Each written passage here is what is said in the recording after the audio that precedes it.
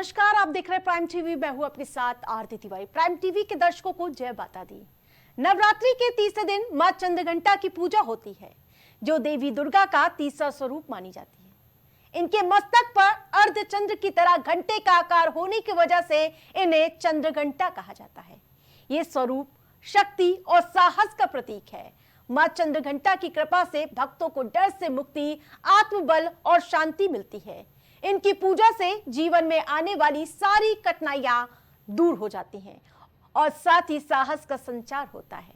नवरात्रि के दिन मां की आराधना के मानसिक शांति और आत्मिक संतुलन पूरी तरह से मिलता हुआ नजर आता है, जिससे जीवन में सकारात्मकता बनी रहती है। लेकिन क्या है पूरी महिमा, इस रिपोर्ट के जरिए आपको समझाते हैं। नवदुर्गा का तीसरा रूप है मां चंद्रघंटा। मां चंद्रघंटा का रूप है बहुत ही सौम्य। मां के हाथों में तलवार, त्रिशूल, गदा और धनुष होता है। नवरात्रि के तीसरे दिन देवी दुर्गा के तीसरे स्वरूप चंद्रघंटा माता की पूजा का आयोजन किया जाता है। इन्हें तृतीय नवदुर्गा के नाम से भी जाना जाता है। ये देवी पार्वती का एक शक्तिशाली रूप है, जिसे राक्षसों का संहार करने के लिए धारण किया गया था। देवी चंद्रघंटा के 10 हाथों में कमल, माला, कमंडल, चक्र, गदा, धनुष, तलवार, त्रिशूल आदि वस्तुएं होती हैं। उनका वाहन सिंह है और उनके माथे पर घंटे के समान चंद्रमा विराजमान है, जिसकी वजह से उनका नाम चंद्रघंटा पड़ा। मां चंद्रघंटा या देवी सर्वभूतेषु मां चंद्रघंटा रूपेण संस्थिता। चंद्रघंटा मां की कथा। मां चंद्रघंटा की व्रत कथा। मां चंद्रघंटा देवी का तीसरा रूप है, जो साहस, शक्ति और सौम्यता का प्रतीक मानी जाती है। पौराणिक कथा के अनुसार जब मां पार्वती की शादी भगवान शिव से तय हुई, तब भगवान शिव बारात लेकर उनके घर आए। उनका रूप बहुत विकराल था। साथ में भूत, प्रेत, गंधर्व, यक्ष और देवताओं की अनोखी बारात थी। भगवान शिव की इस अजीबोगरीब बारात को देखकर पार्वती जी की मां मैना बेहोश हो गई, क्योंकि उन्होंने कभी ऐसा अनोखा नजारा नहीं देखा था।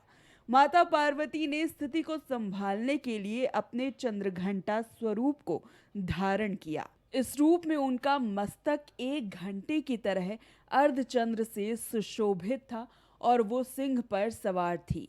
उनका ये रूप तेजस्वी और सौम्य था, जिससे भगवान शिव का क्रोध शांत हुआ और उनका रूप भी सुंदर और दिव्य हो गया।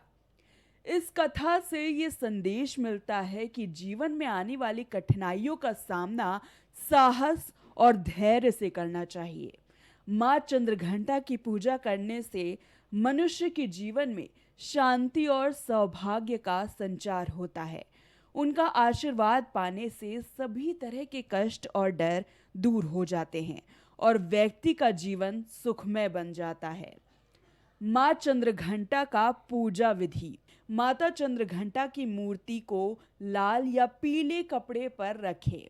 मां को कुमकुम और अक्षत लगाएं।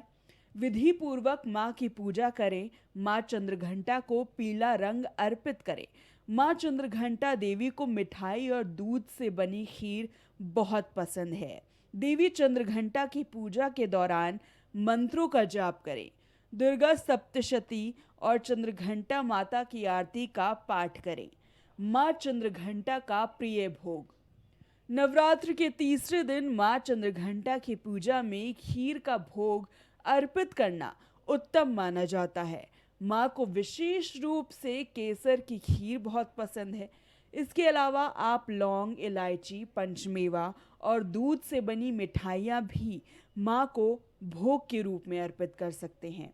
भोग में मिश्री जरूर रखें और साथ ही पेड़े भी चढ़ा सकते हैं। नवरात्रि के तीसरे दिन मां चंद्रघंटा की पूजा विधि विधान सच्चे मन और श्रद्धा भाव से करने से आप पहले से ज्यादा साहसी और निडर हो सकते हैं।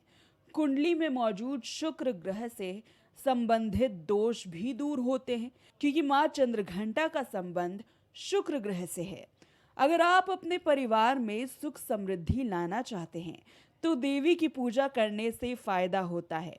इससे वो खुश होकर परिवार की रक्षा करती है। शादी में रुकावट आ रही है तो दुर्गा के स्वरूप की पूजा करने से रिश्ता जल्दी तय हो सकता है।